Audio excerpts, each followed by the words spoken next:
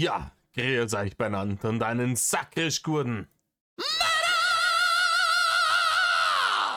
Jetzt Kasperl. Okay, Leute. An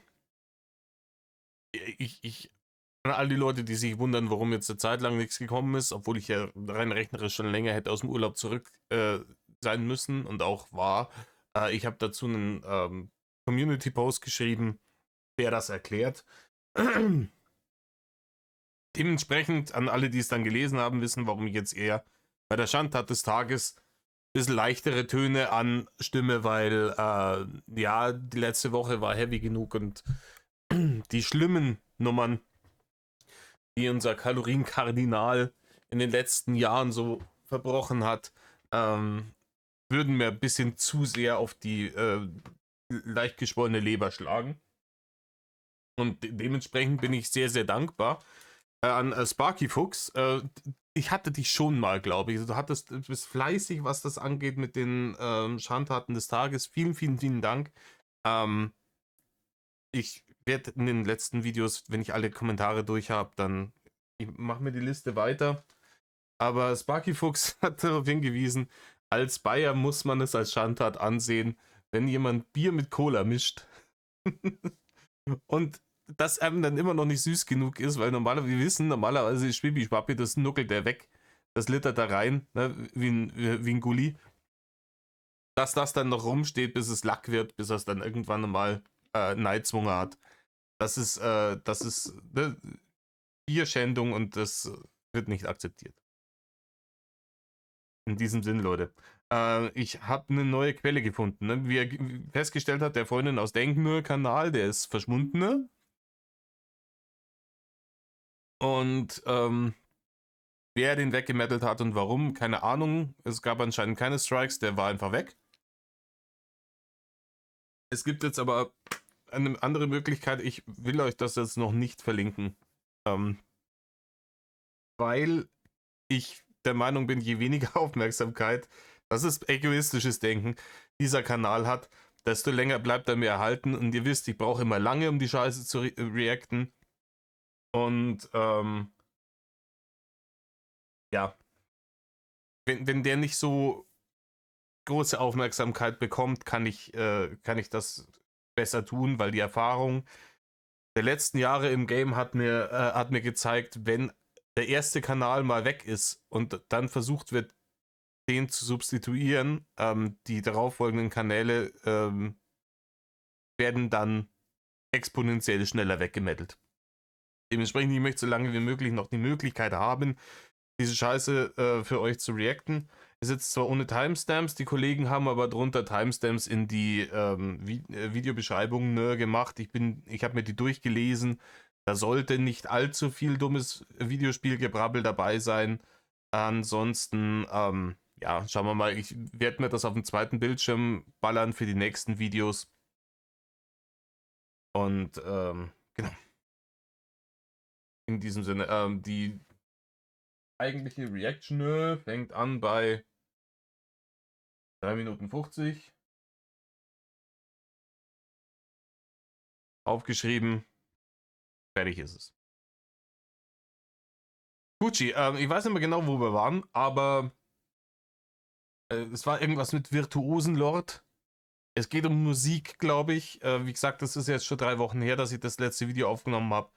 Aber yeah, let's go for it. Dann bleibt mir nur noch zu sagen, hockt euch her, seien wir mehrere. Reißt euch eine Häube auf. Denn mir ging an einer in den Reiter. Das ist ein ganz cooler Song. Ja, Eigentlich ist das nicht unbedingt meine Band, aber in letzter Zeit höre ich die ganz gerne. okay. Und was noch so? Ich höre so viele Sachen, das kann ich gar nicht. Ja, Rainer, du hörst Schlager, größtenteils. Und du hast Metal-Verbot. Du hast Metal-Verbot, Metal-Verbot, Metal-Verbot. 2018. Okay.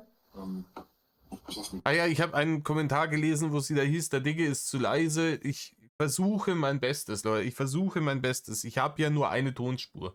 Hätte ich jetzt 2 Tonspuren, seine und ihre, dann könnte ich seine hochdrehen und ihre so lassen. Problem ist, die Bärchen, wenn aufnehmen, unterschiedlich. Die eine ist viel lauter als Reini, die andere ist wiederum leiser als Reini. Und Reini ist dann praktisch immer irgendwo in so einem Nimbus dazwischen drin.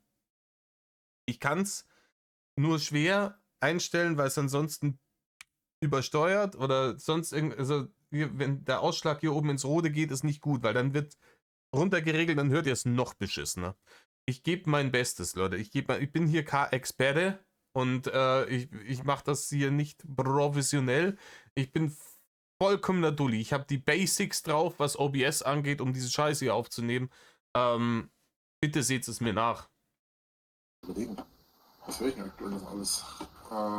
Ja, also in erster Linie höre ich tatsächlich STB und eigentlich Nightcore aktuell. Aber im Allgemeinen höre ich extrem viel. Also.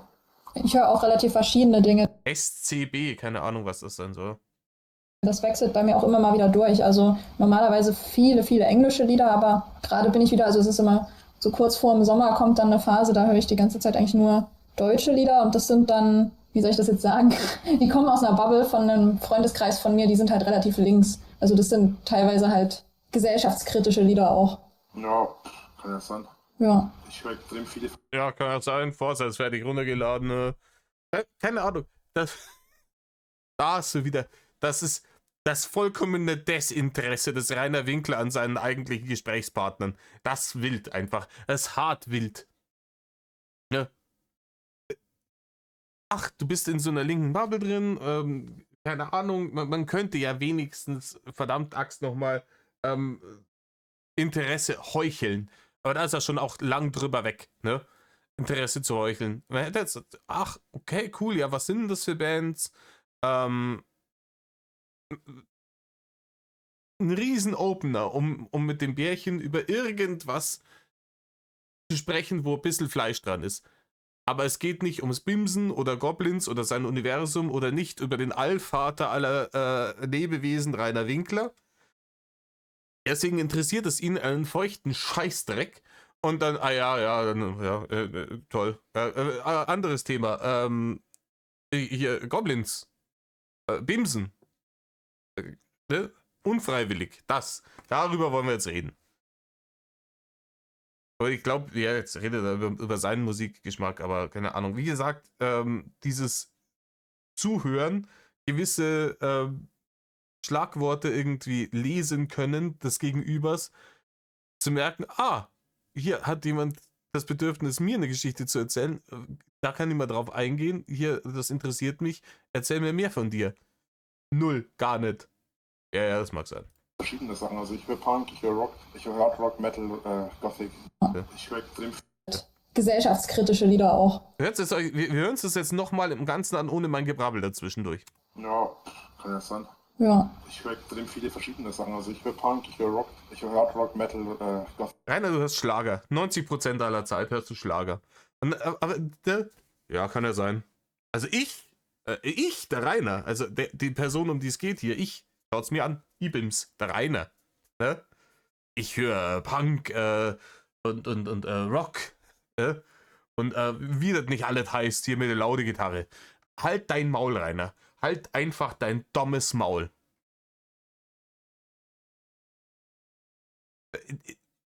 Hier, wo er seinen Ford Ranger gekauft hat. Schaut euch das Video nochmal an, das hat er draußen aufgenommen, wo er dann rumgelaufen ist. Wild Track Variante, ihr erinnert euch.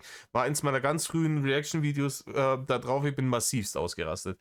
Da hat er sich reingesetzt und hat hier die Karre angemacht und die erste CD, die ein Rainer Winkler, der große Metal Lord, ja, der sich in dieser Szene auskennt wie kein zweiter, ne? Die erste CD, die der in seinen neuen Ranger reingepackt hat, war weder Slayer, noch Metallica, noch was weiß ich was, Gojira, In Flames oder was weiß ich. Nein. Es war Matthias Reim, der große Metal Lord. Ne? Du kannst es dann nicht ausdenken, ne? Und er erzählt dem Bärchen hier, was er nicht für eine kranke Metal-Drecksau ist. Keiner ist immer noch Metal-Verbot. Industrial, ich höre Nightcore, ich höre Schlager, ich höre Jazz, ich höre eben alles. Also bei mir, es gibt. Ja, glaubt ihr, dass Rainer Jazz hört? Glaubt ihr, dass Rainer Jazz? Ich höre keinen Jazz. Ich habe als Kind mal Saxophon gespielt, 3 Jahre lang. Ne? Ich höre keinen Jazz. mag Jazz nicht. Ne? Vielleicht lag es daran, dass ich Saxophon gespielt habe in der Zeit, in der ich ne, andere Interessen hatte, wenn man so gerade in die Pubertät kommt und dann, come on. Aber ist mir ein bisschen zu. Ja, ich weiß nicht, ich krieg wenig Bezug zu Jazz. Wenn ich übertrieben kompliziertes Durcheinandergedudel hören will, dann höre ich mir Prog Metal an. Ich mag Prog Metal. Egal. Ich will nichts, was ich nicht höre, tatsächlich. Das klingt doch gut. Warum nicht? Also so, man findet ja viele verschiedene Lieder, die einem gefallen, würde ich sagen. So muss man sich ja nicht festlegen. Ja, so sehe ich das auch. Ja, sehe ich das auch. Ja, so sieht er das im Übrigen nicht. Wie oft Rainer damals Videos gemacht hat, wo er über Hip-Hopper geschimpft hat. Und was er da nicht alles vom Stapel gelassen hat. Ich höre auch viel Sachen. Wie gesagt, bei mir ist 90% Metal. Ich höre aber auch ganz gern mal, wenn es mir taugt, irgendwelche Rap-Songs oder auch irgendwas in die poppigere Richtung, wenn ich das Lied als solches gut finde. Ja, diesen 0815 Radio-Bullshit höre ich halt nicht. Einen ganzen Schlagerscheiß kann es mich sowieso jagen, aber ich höre zum Beispiel auch gern Eminem oder wenn wir in den Rap-Bereich in Deutschland gehen, höre ich mir gern Bibo und dergleichen an. Aber er hört alles. Ja, genau. Und ich weiß auch, woher es kommt. Ne? Also, jeder, der auch in der Metal-Szene ist und in den 90er Jahren aufgewachsen ist, weiß, dass es da so eine gewisse Antipathie gegeben hat zwischen der Hip-Hop-Szene und der Metal-Szene damals. Ich war damals auf einem Ferienlager in Griechenland. Da ist das Ganze bis auf die Spitze getrieben worden. Aber das war schon fast so ein bisschen Kleinkrieg auf dem Campingplatz. Aber jeder weiß, wo. Aber irgendwann kommst du mal, dass du aus diesem Alter rauswächst. Rainer ist da nie reingewachsen, ne? Weil Rainer im Kopf immer nur 12 ist. Hat keinen Sinn, sich was zu Dinge machen. Autsch, was hat denn da geil die ganze Zeit keine Möglichkeit zu arbeiten? Was ist denn das hier? Gänseblüte müsste gebaut werden, ja, das ist mir klar. Hier müsste aufgerüstet werden. Ist mir auch Ja, hier wird wieder Dings, aber das ist nicht lange. Ich gehe jetzt mal 5 Sekunden vor. Vielleicht soll ich jetzt einfach mal schauen, dass ich jetzt mal noch ein bisschen Holz komme. Willst du eigentlich immer noch abwarten oder hast du schon Ideen, ob du mir mal erzählen möchtest, worauf du stehst? Ach so, ach da. So. Ja, kurzes Videospiel-Gedülli und dann gleich wieder. Ja, im Übrigen, müssen wir sagen, worauf du stehst. Sie wollte vorhin erzählen, auf welche Musik sie steht und welche politische Meinung sie hat. Ne? Das war ihr scheißegal. Ne? Aber im Übrigen, worauf stehst du so in der Kiste? Das würde ich gerne mal wissen. Das hast du immer nur nicht gesagt. Dein Maul, Rainer. Halt einfach dein Maul. Wir jetzt okay? Nee, wir waren ja jetzt die ganze Zeit schon irgendwie immer wieder bei dem Thema und dann wieder mal nicht und wieder doch. Und du musst Ja, mal wieder, dann wieder nicht und dann wieder doch. Rainer, du hast das Thema immer wieder auf den Tisch gelegt. Das Bärchen hat es versucht, vom Tisch wieder runterzukehren und dann hast du es für 2 Sekunden gut sein lassen und dann kommt das Thema wieder auf den Tisch. Ich habe jetzt hier die Timestamps natürlich nicht wie auf dem anderen Kanal, aber in dem Video war sicher auch schon Thema. Ne? In diesem Gespräch war es schon Thema und das Bärchen hat das Thema beendet und Rainer kommt jetzt mit dem Thema wieder um die Ecke, weil es das einzige Thema ist, was ihn interessiert. Ne? Was anderes juckt den Mann nicht. Entweder geht es über ihn oder es geht übers Bimsen. Und alles andere ist ja im Grad wurscht. Ne? Wenn ich jetzt sagst, du willst nur noch warten, dann warten wir halt. Ich habe gedacht, ich frage nochmal nach. Ja. Will ich eigentlich neulich schon gefragt. Es gibt da eigentlich nicht so Neulich, vor 10 Minuten, Rainer. viel zu sagen. Also, ich bin. Ja, in dem Sinne, ja. Ich bin. Ja, und es muss auch nicht jeder auf irgendeine spezielle Scheiße stehen. Ne? Ich würde mal. Ich würde mal so kühn sein, um zu behaupten, 70% aller Leute sind mit ganz stinknormal hier, Maulwurf in den Bau schicken, vollkommen zufrieden. Ne? Es muss nicht jeder irgendeinen speziellen Fetisch haben, Rainer. Das ist dein Gedanke, dass jeder das hat, weil du über deinen exzessiven Pornokonsum irgendwie nimmer alle Waffeln an der Lade hast. Aber wie gesagt, ist auch kein King-Shaming, wenn die Leute irgendwelche Fetische haben, die sie teilen Und das ist ja alles wunderbar. Soll ja jeder machen, was er will. Und geht mich ja nichts an, was die Leute irgendwie in ihrem Schlafzimmer oder in irgendwelchen dafür vorgesehenen Clubs tun. Ne? Solange alle Leute, die daran beteiligt sind, erwachsen und damit einverstanden sind, was da passiert, ist alles Gucci. Aber das ist halt irgendwie, Rainer checkt halt nicht, dass das nicht die Norm ist. Ne?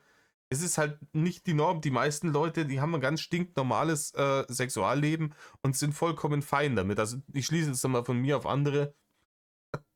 Aber ich nehme nicht an, dass so viele Leute, sagen wir mal, extreme Kinks oder Fetische haben. Vielleicht bevorzugte Stellungen oder so. Aber dieses Weltbild, dieses Bild von Sexualität, was Rainer im Kopf hat, ist halt, das ist halt einfach nur sein Porno- und Hentai-Konsum, der ihm das vorgibt. Ne? Relativ offen für viele Dinge, würde sagen, man kann einiges ausprobieren. Ja, alles kann, nichts muss, gell. Grenzen, ja, zu sehr gewalttätig und so.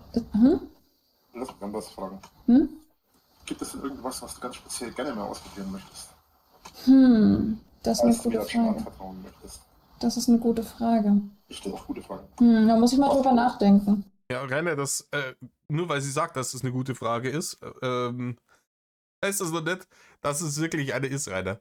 Weil wenn sie gesagt hätte, Rainer, das ist eine übergriffige Hurensohn-Frage, dann hättest du sie gebannt. Dann wäre vorbei gewesen mit der Matt-Farmerei. Natürlich sagt sie das, Rainer. Okay.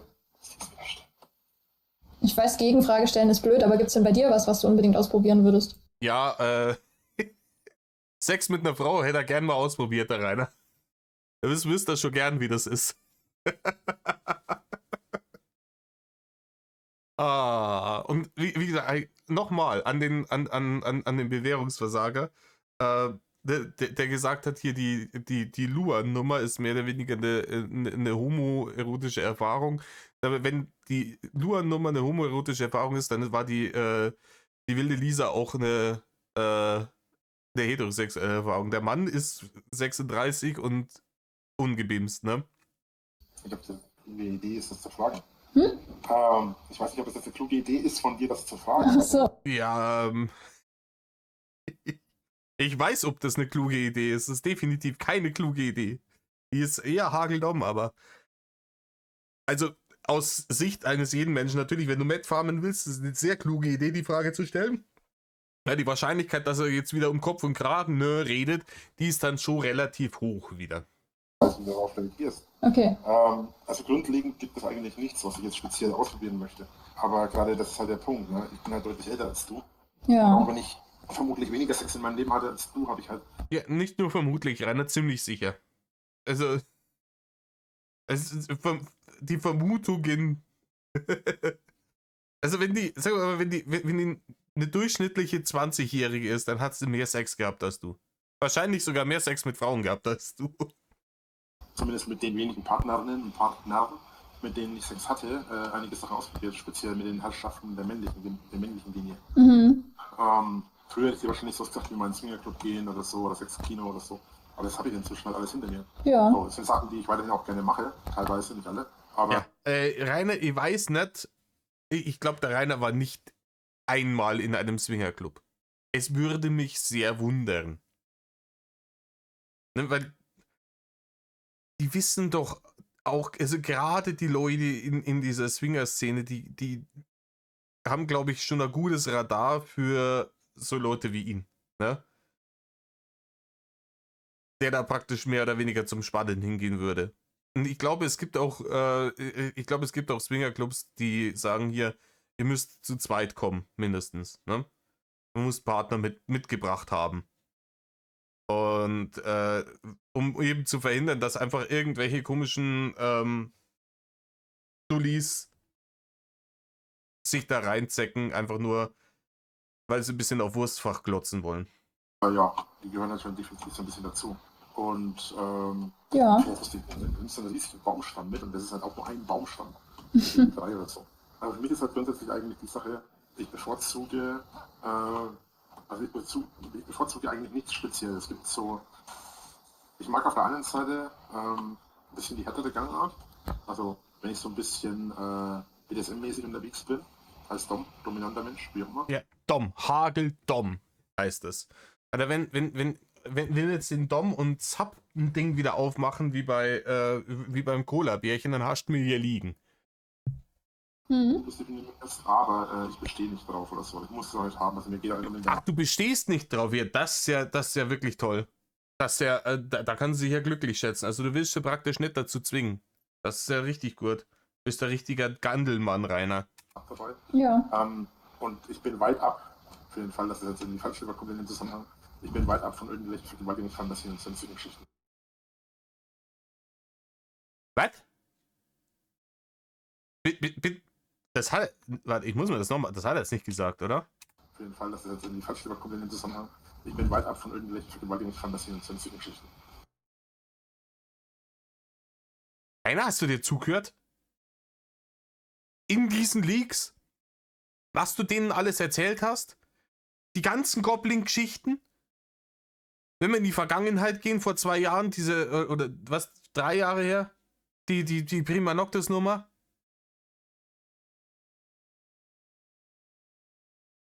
Hast du einen Schuss nicht gehört? Ja, ganz weit weg von solchen Fantasien. Jede Geschichte von diesen Fantasy-Geschichten ging darum. Und nicht zu knapp. Jede. Aber er ist extrem weit weg von solchen Fantasien. Würde im Traum nicht drauf kommen. Ich glaube, du hast ein Ei am Dach. Es ist unfassbar. Er labert diese Bärchen mit der Scheiße voll. Im nächsten sagt er, aber sowas finde ich überhaupt nicht gut. Also da bin ich ganz weit weg von solchen Fantasien. Wie was? Ich meine, ich finde das im Schriftlichen, in dem, was ich mache, geil. Das ist aber nichts, was ich jetzt irgendwie, was soll ich das denn beschreiben? Aber das ist nichts, was ich im realen Leben selbst umsetzen wollen würde. Okay. Allein das, also erstens mal ist es hier Lügenlord und ne, er würde das sehr gerne im realen Leben umsetzen. Das hat er in einem Discord-Leak auch schon erwähnt. Ich sage das auch immer wieder, ne? Wo er gesagt hat, hier das im Tierreich, da fragt auch keiner das Weibchen, Menschen sind dumm, dass das bei uns anders ist. Und das hat er so gesagt und das widerspricht halt klar dem hier, ne? Aber natürlich, also so Hageldom ist nicht einmal ein reiner Winkler, dass er dem Bärchen jetzt offen sagen würde, so, ich finde das richtig nice und sind wir ehrlich, wenn ich die Möglichkeit habe und du in meiner Griffreichweite bist, werde ich es drauf ankommen lassen. Was ehrlich gewesen wäre. Was er ja auch schon zugegeben hat, getan zu haben, dem Indigo-Bärchen gegenüber. Hat das wirklich rein was mit der Fantasie zu tun. Ja. Oder mit der Vorstellung daran. Und eben auch nicht in diesem extrem negativen Aspekt, sondern der ist so ein bisschen, wie ich es erklären soll. Rainer, es gibt an diesem Thema keinen positiven Aspekt. Keinen. Rainer, die Tatsache, dass du der Meinung bist, man könnte das aus einer positiven Blickrichtung betrachten, sagt alles aus über dich, was ich wissen muss.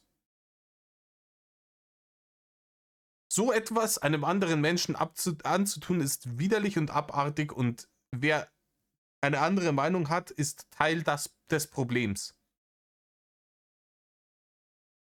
Wenn du der Meinung bist, das kann man auch aus einem positiven Blickwinkel sehen, bist du Teil des Problems, Rainer. Auf jeden Fall ist es nichts, was halt mit der Realität für mich zu tun hat. Ja. Was ich mit Herr der Gangart und so weiter meine, ist dann Rainer, du und die Realität sind eh schon lang auf Kriegsfuß. Da brauchen wir auch nicht lange umeinander da. Realität war noch nie dein Freund. Du hättest gerne, dass deine kranken Fantasien Realität würden, aber Gott sei Dank ist die Wahrscheinlichkeit, dass das passiert, relativ gering. solche Sachen wie zum Beispiel, keine Ahnung, Fesselspielchen, so, also sowas wie mit Strom, Atemkontrolle und so ein Scheiß geht gar nicht. Ja. Das hat bei mir absolut nichts zu suchen und nee, habe ich kein Interesse daran. So Ja. in keiner Form. Ich finde es auch bei Pornos und so weiter nicht erregend. Und sowas finde ich zum Beispiel auch nicht erregend im Sinne von herzugehen und das in zerschreibe oder so. Also ich schreibe auch über solche Sachen gar nicht. Fesselspielchen und so weiter kann man ein bisschen Nee, über solche Sachen schreibt er nicht, Rainer. Das wäre ja krank, gell? Strom und so ne? Und ein Würgespielchen. Das ist absolut krank. Wer sowas, also über sowas schreibe ich erst gar nicht. Das ist vollkommen irre. Habe ich dir eigentlich schon über den Hobgoblin erzählt, der die Zentauren alt. Come on, Rainer.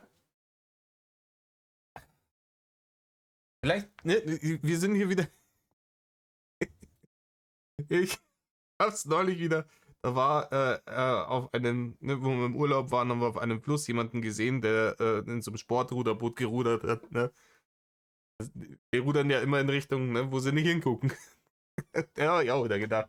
Da ist er wieder, der Winkler. Ne? Auf der einen Seite ballert er da diese ganzen Geschichten raus mit den Goblins und mit dem ganzen Gelumpe. Und kein einziger Mensch in seinen ganzen Storys hat jemals freiwillig Snoo gehabt. Außer die Goblins natürlich. Und auf der anderen Seite rudert er jetzt zurück, aber da mit so Gewaltfand, da hat er eigentlich da gar nichts mit zu tun, ne? Weil er vielleicht auch irgendwo gecheckt hat, vielleicht ist das ein wenig abschreckend für potenzielle Beischlafpartnerinnen, dass er die Freiwilligkeit bei dem Thema, wenn er drüber fantasiert, grundlegend ausklammert. Ne? Mit diesen Unterwerfungen und auch ein bisschen mit diesem Vergewaltigungsszenario zu tun. Ja. Wahrscheinlich stehe ich auch deswegen ein bisschen im Schriftsystem da drauf. Mhm. Aber er steht ein bisschen im Schriftsystem dort drauf, oder? Das. Er hat selten seine saudumme Scheiße gehört, ganz ehrlich. Bondage und so weiter hat er mit nach Europa. Das kann nicht passieren. Ja, und wie gesagt, er flüstert jetzt und nuschelt da jetzt auch hier wieder Friedhof der Nuscheltiere. Grüße gehen raus an den kleinen Nihilisten. Ich kann gerade, ich habe meine Kopfhörer auf Maximum hochgedreht. Ich krieg's auch gerade echt nicht besser hin. Es tut mir leid. Also ich habe auf jeden Fall kein Interesse daran in die Richtung. Ja. Aber bin aber dennoch mit dem Bondage und so weiter ein bisschen vertraut. Und finde es ziemlich geil, auch mal meine Partnerin zu fesseln so. Ja. Natürlich immer mit Einverständnis und eventuell im Zweifelsfall auch mit dem Safe Word und alles, wo man halt auch so ein bisschen in die Richtung geht, wo es halt auch sehr stark um die Kontrolle geht, so, weil das hat halt auch sehr viel Vertrauen zu tun. Ja, so. eben, Vertrauen. Ja, Rainer ist dieses Meme, ich weiß nicht, ob ihr das schon mal gesehen habt, das ist mir mal reingespült worden. Dieses Meme, wo drauf stand, when the safe word is orange the color, but she keeps screaming orange the fruit. Ne? Das ist Rainer. Das ist da wichtig. Genau, und sowas geht zum Beispiel auch nicht beim ersten Mal oder so, Ja. oder beim ersten, zweiten Treffen. Da muss man schon eine Zeit lang, vielleicht nicht zusammen sein, aber sich halt schon eine sehr lange Zeit zumindest kennen. So. Ich habe das mal mit einer Partnerin gemacht, die schon sehr viel älter ist, die ich aber auch schon sehr viel länger kannte. Und dadurch ist das natürlich eine ganz andere Sache gewesen. Also, wir hatten zwar vorher noch keinen Sex und dann hat sich halt herausgestellt, die steht auf Bondage. Und dann da waren wir zusammen bei ihr gesessen, da war ihr Mann gerade unterwegs. Also ich kannte ich halt die. Ich hatte mit der, wie gesagt, noch keinen Sex bis dahin. Das war vor ungefähr 2 Jahren, wo ich bei denen mal über. Vor 2 Jahren. Aber da will er mir jetzt verzeihen, dass er die alle vom Frankengamer gemaust hat. Obwohl, das wäre vor 3 Jahren gewesen, gell? Frankengamer war schon vor 3 Jahren, 2022. 23 war er dann in Plauen. Hier Karl Dahl und so weiter. Und vor ziemlich genau 2 Jahren, ein bisschen früher sogar, ich glaube im, was war das, August oder sowas? 23 ist er ja da in Zobis eingezogen. Das ist ja jetzt auch schon 2 Jahre. Ne? Aber hey, keine Ahnung, fragen wir mal den Frankengamer, ob der Rainer seine Eure gemaust hat, ha? Nachdem er eben das Gulasch fürs Familienessen vom nächsten Tag in einer Nacht wegfressen hat alleine. Nachmittag so. Ich hatte halt mit ihm schon öfter Sex so und das wusste sie auch, aber mit ihr halt nicht. Und Achso, mit dem Frankengamer hat er auch schon Sex gehabt, ja dann. dann hat es sich halt heraus. Entweder er meint den Frankengamer oder er meint Karl Dahl. Aber ich glaube, dem sei Alter, wenn er gemaust hätte, dann würde er heute dann nimmer sitzen. Ich glaube. Der wäre da weniger entspannt. Ja, sie steht auf Bondage und so weiter. Und als ich da bei ihr geschlafen habe und er eben unterwegs war und wir abends zusammen gesessen waren und noch was getrunken haben, habe ich so halt Spaß, gesagt, ja, dann könnte ich dich ja auch mal fesseln so. Und sie so, oh geil, hättest du Bock? Und ich so, was? Und sie so, ja, klar, warum nicht, ne? Ja, und jetzt sind wir genau an dem Punkt.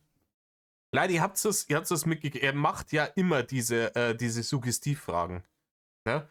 Diese Fragen, die er dann, wenn nicht die entsprechende Reaktion kommt, dann immer als Scherz hinstellt. Ah, war bloß ein Scherz. Und so wie er es jetzt gerade erzählt hat, ist so, wie er sich vorstellt, dass das tatsächlich passiert. Ne? Er denkt sich, ich muss nur oft genug irgend so eine Frage stellen, da irgendwann sagt einer, ja, freilich, warum nicht? Weil er das in seinen PH-Videos gesehen hat, dass das immer so läuft. Ne? In seiner Vorstellung haut er dann raus, ja, wir können da mal hier Fesselspielchen machen. Und sie sagt, ja klar, lasst sofort anfangen. Und er, yeah, let's go. Und so probiert er das ja in den tatsächlichen Gesprächen hier mit diesen Bärchen, wo er die klar machen will, versucht er das ja auch. Das ist dann immer dieses, ja, wir können mal zusammen in die Sauna gehen. Das ist der Klassiker beim Rainer. Wir können ja zusammen in die Sauna gehen. Oder in Urlaub fliegen oder so ein Krampf.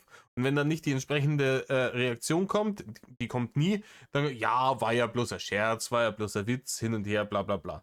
Was er sich aber vorstellt, ist die Situation, die er sich da jetzt gerade zusammengerendert hat, die er jetzt hier erzählt, ne? Dass dann sofort ein positives Feedback kommt und dann, ah ja, freilich, das machen wir. Das ist eine gute Idee, Rainer. Ich habe schon die ganze Zeit gehofft, du würdest das fragen. Wie gesagt, hat er der Tim was dagegen? Also, wer heißt Tim? Ja. Hat der Tim was dagegen? Ich gesagt, wieso sollte er? Ich würde jetzt doch mit ihm auch. Und ich so, ja, also wenn er nichts dagegen hat, darf ich den vorher fragen? Hat sie gesagt, ja klar, logisch, dann schreibe ich eine Nachricht. Dann habe ich eine Nachricht geschrieben, er war nämlich damals auf Geschäftsreise, er war unterwegs, hat aber abends noch Zeit gehabt und hat er nachgeschaut. Ja. Meinte, nö, mach ruhig, ne, nimmst du dich nicht ran, und Shaggy finde ich auch nur rein. Okay.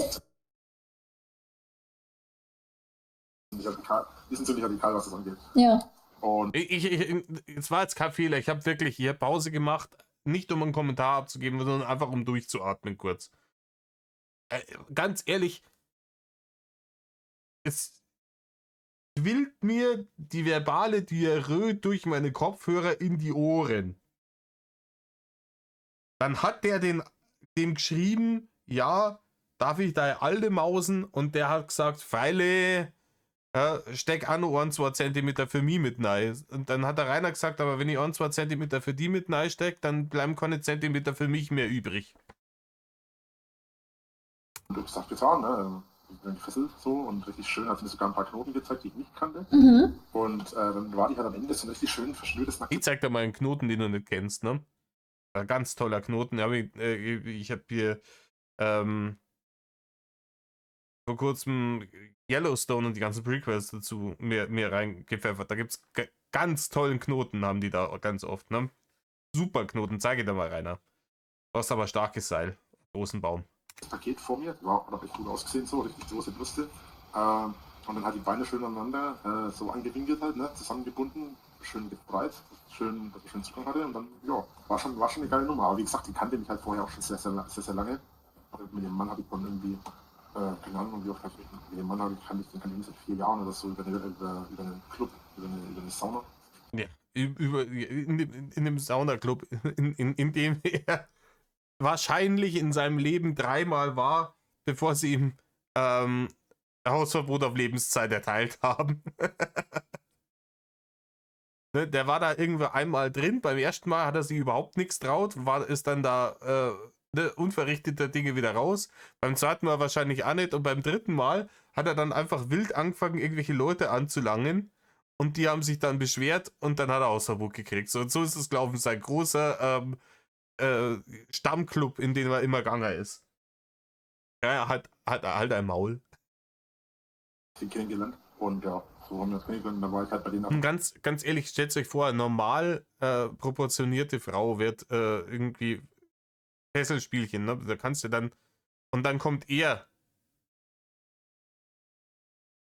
Da würde ich vorher schon 112 wählen und sagen so, ey, ich sehe am Horizont irgendwie eine Katastrophe, kommt zwar lieber schnell vorbei. Ich mal zu Besuch, meistens wenn Team da war, da war ich meistens unterwegs mit jemandem und da war ich halt meistens bei ihm. Genau, war ganz cool eigentlich. Im Übrigen, ich verstehe das jetzt hier gerade genauso scheiße wie ihr, die Aufnahmequalität ist Arsch. Das haben sie aber auch in der Beschreibung, die sie unten verlinkt haben, in dem ersten Kommentar, haben sie das auch geschrieben, dass hier irgendwo Probleme mit Soundglitches und sowas sind. Ich versuche das Beste draus zu machen. Ja, das klingt auf jeden Fall gut. Also ich glaube, so Bondage, das würde ich auf jeden Fall auch mal ausprobieren. Aber so gerade was Dinge sind, die wirklich so hartes Schlagen und sowas, das wäre halt nichts für mich, so krasse Schmerzen Also oder sowas. Schlagen habe ich absolut kein Interesse daran, in Ja. keiner Form. Weder geschlagen zu werden, noch selbst jemanden zu schlagen. Ja, Rainer, das ist A richtig und B falsch. Ne? Weil Rainer hat keinen Bock, geschlagen zu werden. Rainer schlägt aber sehr gerne Menschen. Ne? Rainer schlägt fürchterlich gerne Menschen. Erstens gibt er immer damit an, wen er nicht alles schon verprügelt hat. Mehrere, den einen Hater hat er fast in der Aurach ersäuft. Wie ein Berserker, bla bla. Ihr kennt die ganzen Stories. Die Typen, die mit dem Messer gekommen sind, Roundhouse-Kick, kaputt gekloppt, die Alten. Nie wieder haben die schreiben können, komplett zerschmetterte Hand. Der ganze, wem er nicht alles schon die Fresse poliert hat. Und bei den Leuten, wo er tatsächlich mal mit irgendwelchen Hilfsmitteln ein bisschen einen Schaden angerichtet hat, ist er vor Gericht gelandet. Aber der Rainer, der hält überhaupt nichts von Gewalt. Ne? Das ist ja wieder der Pazifismus-Lord, ist wieder am Stissel. Ne? Und keine Ahnung, auf der einen Seite erzählt er, macht hier dick BDSM, aber schlagen ist nicht. Weiß ich nicht. Ne? Ich finde, und ich bin ja grundsätzlich eigentlich jemand, der gegen Gewalt ist. Es gibt so einen kleinen Punkt an Gewalt, wenn das mal ein bisschen jemanden etwas da anpackt und so. Bin Teil des Spielchens ist und so weiter. So ein bisschen, also Vergewaltigung nicht, ne? Aber so ein bisschen dieses, oh, ich wehre mich jetzt mal, ne? Weil ich habe jetzt gar keine Lust oder so in dem Sinne. Ja. So wie ich mich jetzt halt.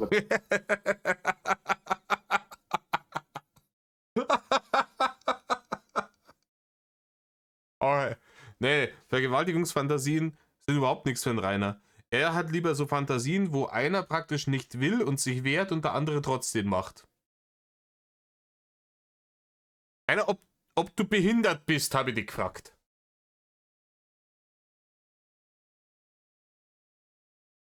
Ja, ich weiß auch nicht mehr, was ich dazu sagen soll. Der Mann widerspricht sich schneller als sein Schatten. Dann was so ein bisschen zum Spielchen gehört, so, ne? Darfst jetzt nicht gleich reinstecken, darfst du nicht gleich ran. Nö, möchte ich nicht. So ein bisschen so Spielchen halt. Das sind so Sachen, da kann ich sagen, okay, damit, ne, das ist wo ich kein Problem habe, dann nehme ich mir halt einfach mal ein bisschen ernsthaft daran. Ja. Das gehört ja alles zum Spiel so. Warte mal, okay, wir haben zwei neue Hochzeiten.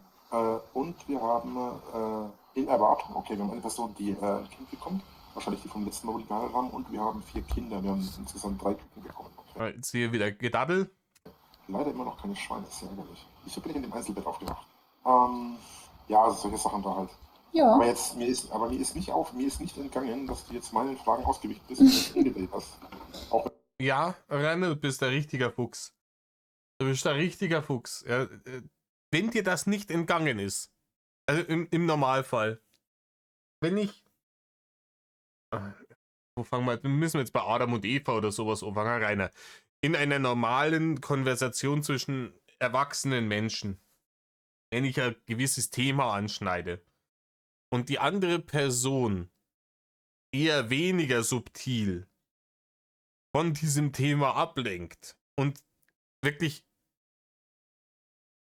offensichtlich das Gespräch in eine andere Richtung lenken will, dann könnte man als vernunftbegabter Mensch auf die Idee kommen, dass man sagt, die möchte überhaupt gar nicht über dieses Thema reden.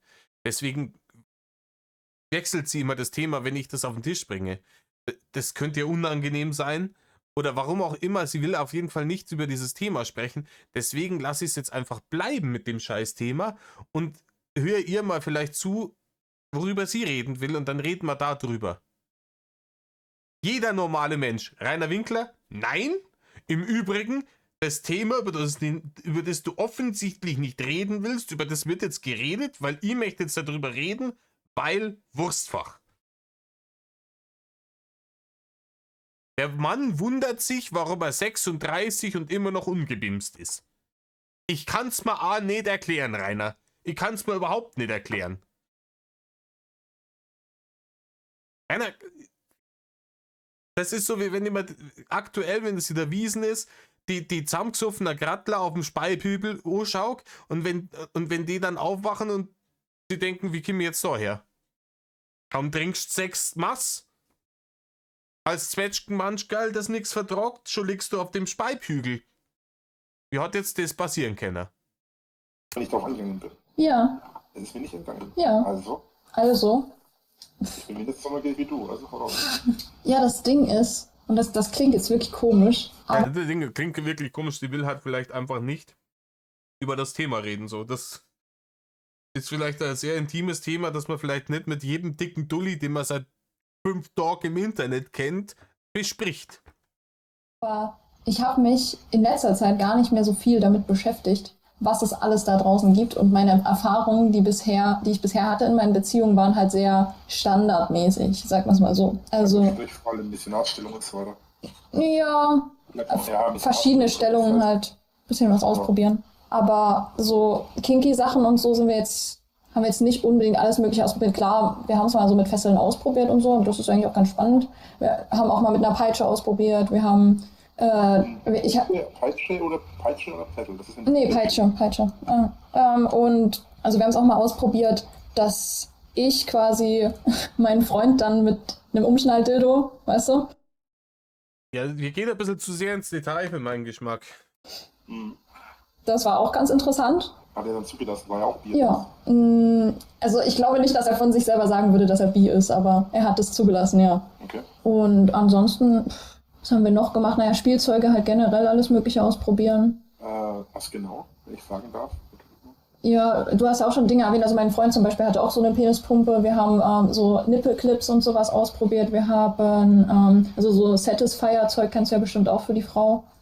Habe ich tatsächlich hier sogar die App. Ah ja. Da wollte ich mir unbedingt irgendwann mal noch einen Vibrator für mich besorgen. Also kein Vibrator, sondern einen Masturbator, aber habe ich.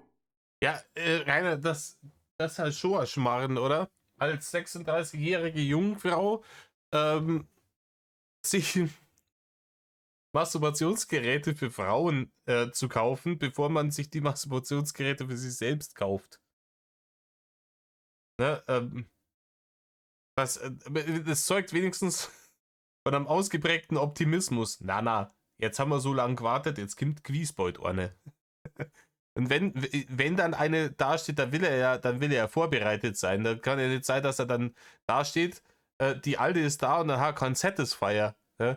Dann braucht er ja den Satisfier, weil er seinen eigenen Satisfier ja impotent gefressen und gewichst hat. Ne? Ich tatsächlich leider nicht umgesetzt. Nicht, dass der auch in nicht kaputt gemachten Zustand irgendjemanden gesatisfied hätte. Ne? Da wäre eher hier Rolling Stones angesagt gewesen. Ne? I can't get no satisfaction. Nicht von ihm auf jeden Fall. Einfach gewesen, weil kein Geld halt. Ja, Aber da habe verständlich. ich gerade auch drüber nachgedacht, gerade weil ich eben auch mit dieser anderen Person eben auch gerne gespielt habe und gerade eben der Satisfy eben bei ihr auch der Fall war, dass sie sich das geholt hat. Gerade auch damit wir ein bisschen spielen konnten.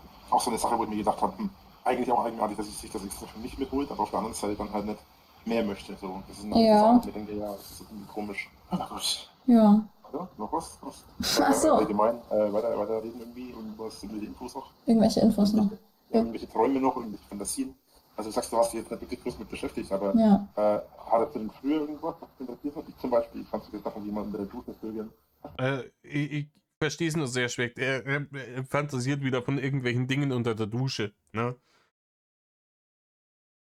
Wenn man nicht in einer, sagen wir mal, entweder in einem Hotelzimmer ist mit einer sehr großen Dusche oder richtig Kohle hat, dass man sich so ausschweifendes Badezimmer leisten kann, ist Snoozen unter der Dusche keine gute Idee.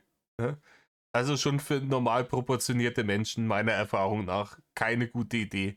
Bei ihm absolut unmöglich. Erstens passt, wenn der in einer normalen Duschkabine steht, keine zweite Person mehr rein und wenn sie noch so zierlich sein sollte.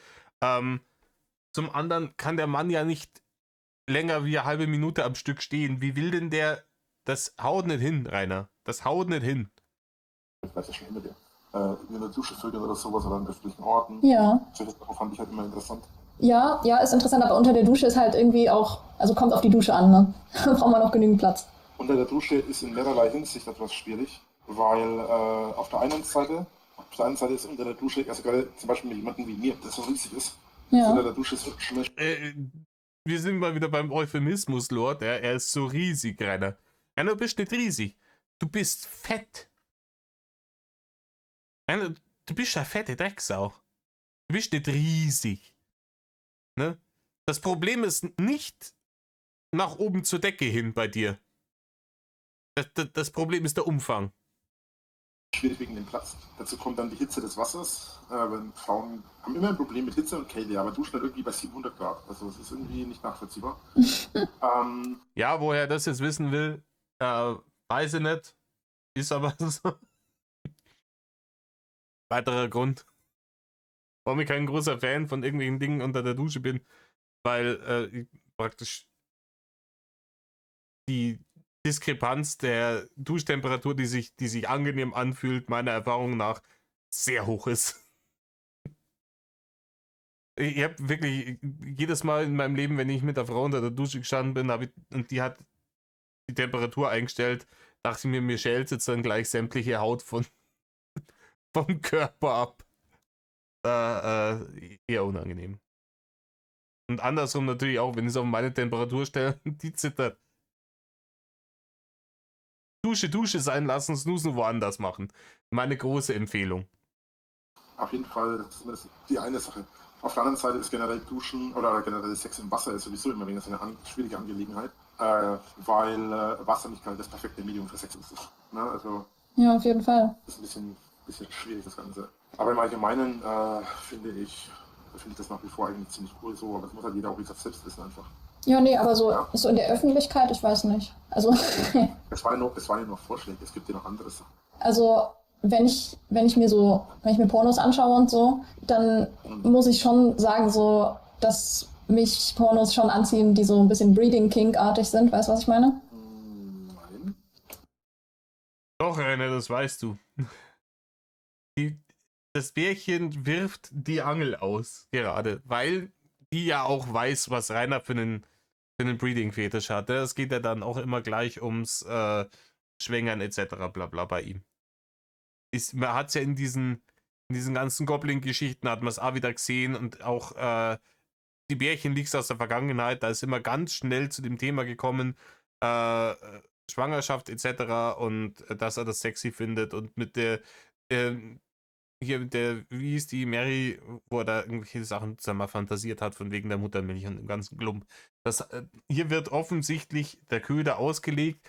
Schauen wir mal, ob er anbeißt, der Rainer. Was bedeutet das? Na, also das sind zum Beispiel so Gangbangs quasi, die dazu da sind, um die Frau schwanger zu kriegen.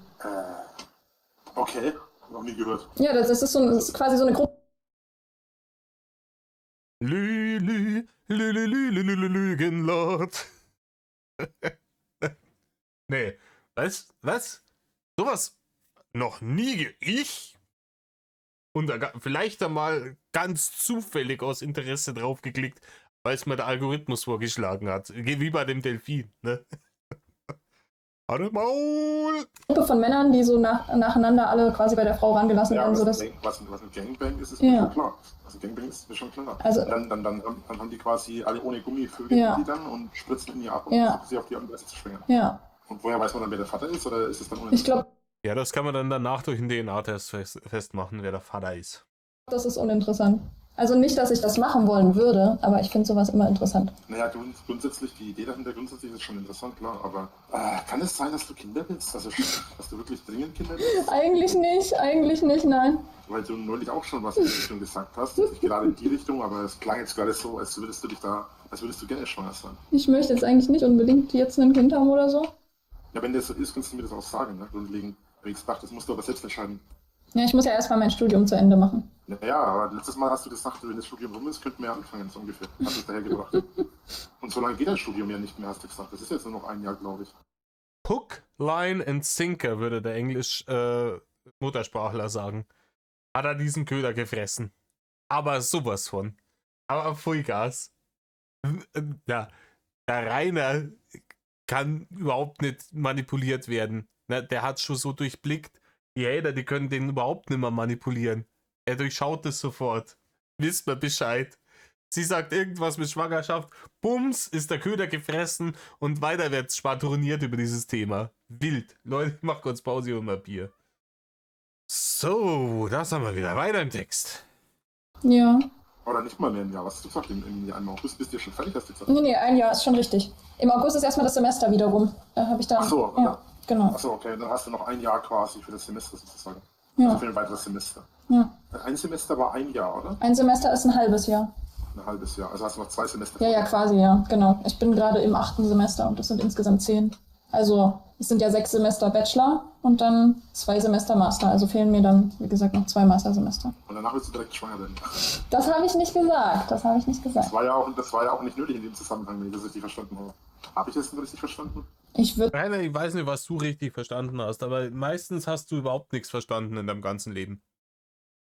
Wie gesagt, du hast nicht einmal verstanden, wie die wirklich grundlegende Basiskommunikation zwischen 2 Menschen funktioniert. Nicht einmal das hast du verstanden. Das, wenn jemand anfängt zu erzählen, ja, hier in der Bubble und hör die und die Musik, dass du dann sagst, ja, whatever, im Übrigen ich. Ne? Also Rainer, na, du hast es nicht richtig verstanden, höchstwahrscheinlich nicht. Es halt nicht ausschließen, so. Ja, grundlegend wäre die Idee schon geil. Weil ich halt auch gerne eigentlich Kinder hätte und ich hätte auch nichts dagegen, eine Frau zu schwängern an sich. Aber das Problem ist, ich sehe dann halt auch die ganze Zeit diesen Hass und die Ablehnung und die Abneigung und diese Scheiße in dieser Welt. Ja. Ich denke mir, man würde eigentlich ungern Kinder in diese Welt setzen. Ja, Ja, Rainer, das Problem ist, die Meinung kann man schon haben, aber nicht aufgrund dessen, warum du sie hast. Ne? Weil du siehst einfach die Welt deswegen als fürchterlich negativ, weil sie sich nicht deinem Willen beugt. Ne? Du willst einfach nur, ja, wie in deiner Fantasie, der allmächtige Herrscher über die ganze Existenz sein, damit du tun lassen kannst, was du willst, ohne dass da irgendeiner dazwischen reden kann. Und auf Basis des Gegenwindes, das du für diese vollkommen hanebüchene Bullshit-Story kriegst, ist dein Urteil, die Welt ist schlecht, keine Kinder da reinsetzen. Und andere Leute schauen sich so an, wie sich die Welt in den letzten Jahrzehnten entwickelt hat und denken sich, weiß ich nicht, ne, wir haben ein Überbevölkerungsproblem, die Anzahl der Menschen auf diesem Planeten wächst und wächst und wächst und wächst und wächst. Ich glaube, ich habe irgendwo mal gelesen, aktuell befinden sich mehr Menschen auf dem Planeten als bis zum Jahr 1900 überhaupt auf der Welt gelebt haben. In der kompletten Menschheitsgeschichte. Also in den Dimensionen reden wir hier. Da gibt es dann Leute, die sagen, ja, Krieg etc., Krisen, hin und her, vielleicht nicht machen.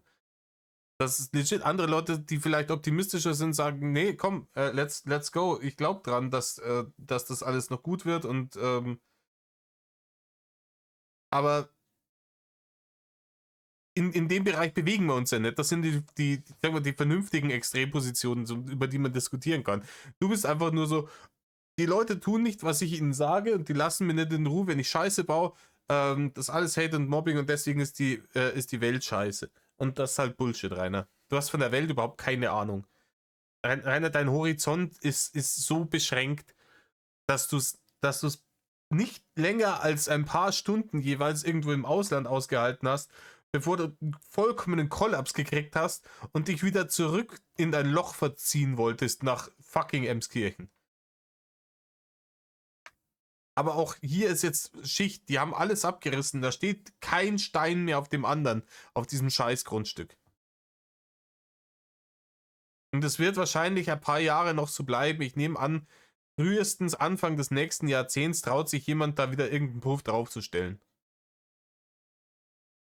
Und Rainer, wenn ich im Lotto gewinne, dann kaufe ich das Grundstück und stelle selber Heisel drauf. Und dann hocke ich mich da rein. Dann, ich baue die Schanze so wieder auf, wie sie da stand, zumindest von außen. Ne?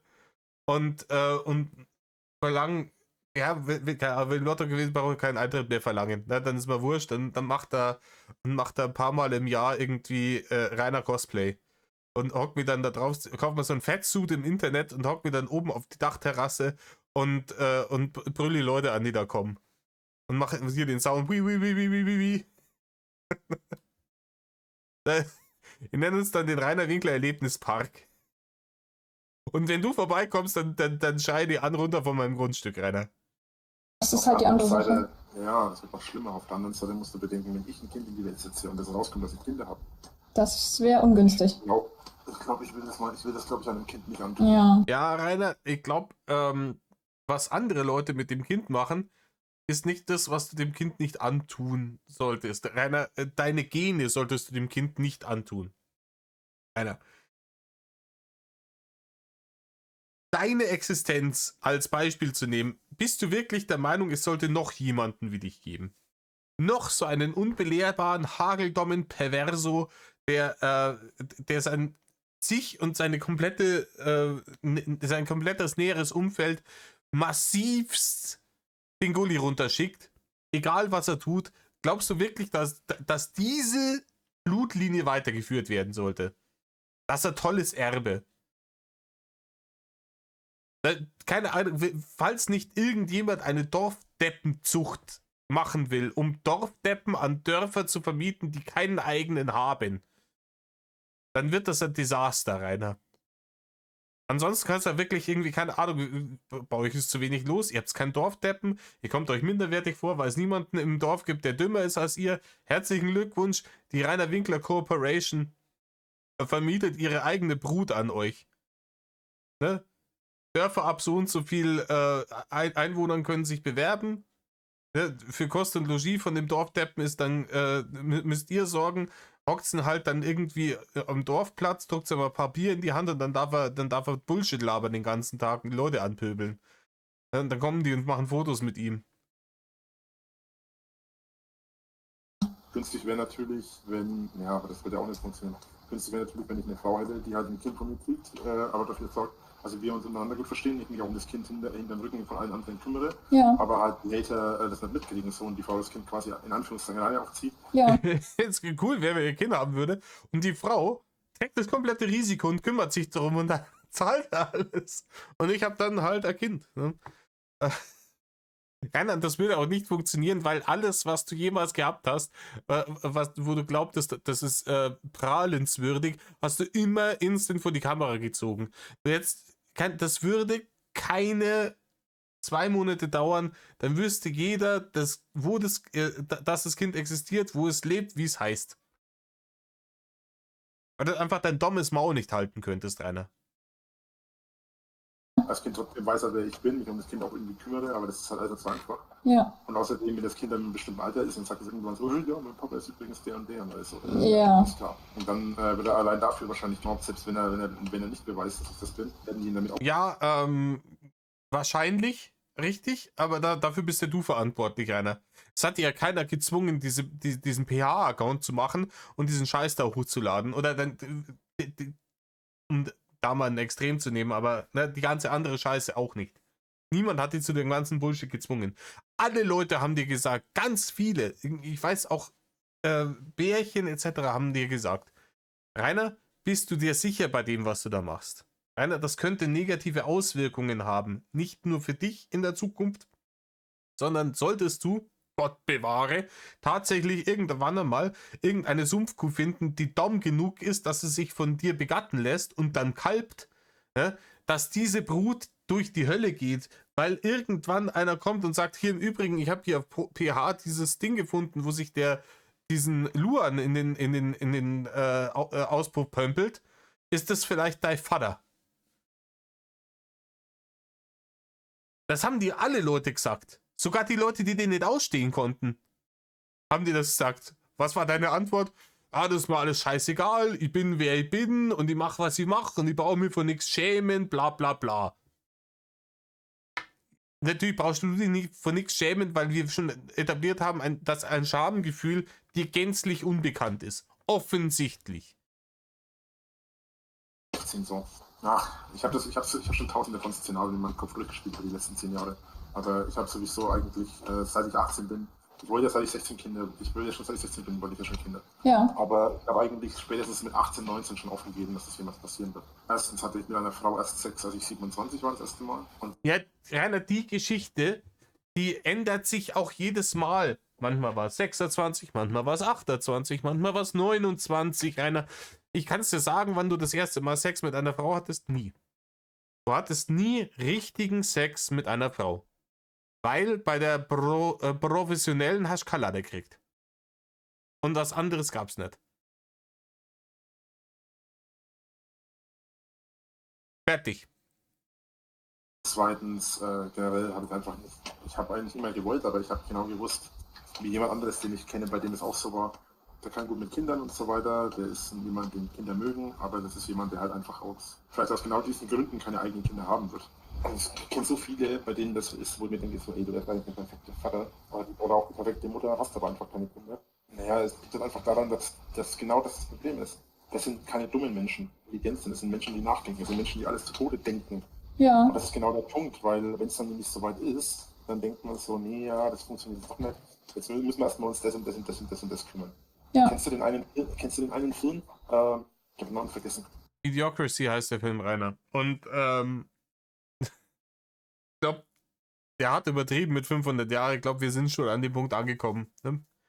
Ich habe neulich was gesehen, da ist es darum gegangen, dass Trump-Wähler mit chronischen Krankheiten jetzt Angst haben müssen, dass sie in Bälde keine Krankenkasse mehr haben, keine Krankenversicherung mehr und dann sterben müssen. Weil die Medikamente, die sie zum Überleben brauchen, in den USA im Monat 20.000, 30.000 Dollar kosten. Und die haben Trump gewählt und der leitet das jetzt in die Wege und dann wurden sie gefragt, so wissend, dass das passieren würde, hätten sie jemand anderes gewählt und dann haben die gesagt, nee, vielleicht hätte ich nicht Trump gewählt, aber die anderen hätte ich auch nicht gewählt. Weil das sind alles die Verbrecher. Dann ist dir halt auch nimmer zu helfen. Dann ist da einfach nimmer zu helfen, Digga. Wenn du der Meinung bist, du wählst die anderen nicht aufgrund der Lügen, die der Typ erzählt hat, der jetzt dafür sorgt, dass du wahrscheinlich sterben musst, dann ist scheiße, ne? Dann, Idiocracy bereits vorhanden. Und, aber Rainer, das ändert ja an dir nichts. Also, keine Ahnung, so dumm kann ja keine Frau werden, dass sie sich denkt, ja, mit dem mache ich Kinder. Gute Idee. Da gibt es einen Film, bei dem ist es so, dass die Dir interviewen quasi direkt nach dem Interview ein Pärchen, nach der Schule ein Pärchen. So. Und dieses Pärchen, was die interviewen, sind zwei Pärchen. Das eine Pärchen sind so richtig dumme Schüler, so richtig dumme, typische Highschool-Schüler. Da, wo der Hillbillies sind das, Rainer. Das sind nicht typische Highschool-Schüler. Du hast diesen Film nicht. Rainer ist zu dumm, um Idiocracy zu checken. Das ist wild. Rainer ist zu dumm, um Idiocracy zu checken. Rainer würde wahrscheinlich typische Highschool-Schüler, ja. Nee, die haben halt Trailer Park Hillbilly White Trash Dudes genommen und so extreme Klischees, ja, und hier Bildungsbürger.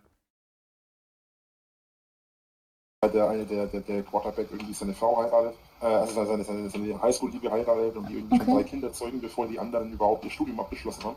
Die dann erst ihr Studium abschließen wollen und dann lange Zeit auf Kinder verzichten, weil sie erst alles an Sicherheiten wollen. Ja. Dann haben sie die Sicherheiten, dann stellt sich halt heraus, dass sie jetzt seit einiger Zeit versuchen, Kinder zu bekommen, aber keine Kinder kriegen können, weil irgendwas gelaufen ist und in ihrer Planung dann quasi Kinder nicht mehr vorkommen können, weil die halt quasi gar nicht schwanger werden kann oder sie nicht schwängern kann oder keine Ahnung. Ja. Dann stirbt einer von beiden und dann ist es bloß noch einer. Und das ist so quasi die ganze Vorgeschichte, die halt in ein paar Minuten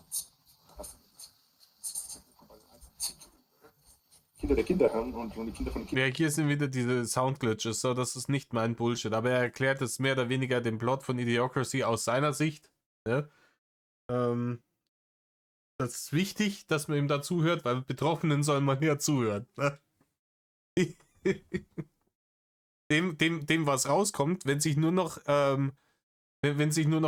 die Leute, die 3 IQ-Punkte von tatsächlich von einem Primaten entfernt sind, also von einem Affen entfernt sind, wenn sich nur noch die paaren, was dabei rauskommt, dafür ist ja eher das lebende Beispiel. Ne? Im Idealfall ist das Verwandtschaftsverhältnis ein bisschen shady und dann kriegst du ja genau das. Die Kinder haben und die halt alle strunzdoof sind. Und am Ende ist es so, dass dann quasi der eine, muss ich überlegen, am Ende ist es dann so, dass der eine, also halt die Intelligenten immer mehr aussterben, weil sie halt alles zu Tode denken und die Dummen sich immer weiter fortpflanzen, was dafür sorgt, dass der IQ von 20 irgendwie schon überdurchschnittlich hoch ist. Oh, okay. Und dann halt alle anderen, alle Doofen aussterben. Und da ist irgendwie ein Typ, der ist eingefroren worden, wurde dann durch einen Unfall, also es sind 3 oder 4 Menschen, die eingefroren wurden, durch einen Unfall und... 2, Heiner. 2. weil die dann irgendwie den Müll nicht mehr weggebracht haben. Also irgendwann ist das Haus eingestürzt oder so, dann wurde das alles auf eine Müllkippe gebracht. Dann seine Kapsel, der eingefroren war. Und dann haben die Müll immer höher gestapelt, dann kam der irgendwie raus. Und dann kam der irgendwie mit dem IQ von irgendwie 80 oder so raus und war halt einfach der intelligenteste Mensch aller Zeiten. Ja, nee, der ist nicht mit einem IQ von, ach ja, keiner kommt. Alter 58er, ne? Du alter 58er. Das mit den IQ-Zahlen, was Durchschnitt ist und was, der hat einen durchschnittlichen IQ. Was ist der durchschnittliche IQ aktuell? 100? Irgend sowas in dem Bereich. Wahrscheinlich zwischen 100 und 110, ich habe mir lange nicht mehr informiert. Und alles, was drüber ist, ist höher begabt und alles, was drunter ist, ist halt ein bisschen dumm. Ne? Überdurchschnittlich, unterdurchschnittlich intelligent. Aber Rainer spielt ja in der Liga schon überhaupt nicht mehr mit. Der weiß ja noch nicht einmal, was ist, obwohl es gerade für ihn relativ relevant wäre, weil aufgrund dessen, was bei seinem IQ-Test rausgekommen ist, er höchstwahrscheinlich die eine oder andere Bewährung gekriegt hat, weil die Leute gedacht haben, der arme Bur, der ist halt ein wenig dumm. Den können wir jetzt nicht einsperren. Der ist halt ein wenig dumm. Aber der darf trotzdem irgendwie draußen rumlaufen. Geschäftsfähig sein. Accounts auf Social Media und auf irgendwelche PH-Accounts darf er machen. Kann er alles machen. Den lassen wir uns auf die Welt, auf die Menschheit los. Okay. Obwohl er eigentlich strunzdoof war und da gibt es einen Film drüber. Das ist so witzig. Ja, klingt witzig.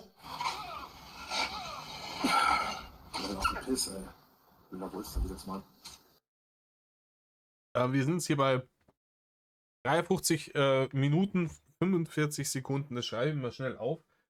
Und da wir jetzt hier schon über eine Stunde Video gemacht haben, ich mache euch gleich noch eins im Anschluss dran. Ne? Ich mache euch gleich noch eins im Anschluss. Wann die dann rauskommen, wie gesagt, steht in den Sternen. Fragt ja die YouTube-Götter, wie geil die das finden, was hier gelabert wurde. Und kann halt auch sein, dass dann ewig braucht die Prüfung und dann Geld wird, aber ihr kennt mich, rauskommen tut es dann trotzdem. In diesem Sinne, Leute, tut nicht, was Rainer tut. Medal off.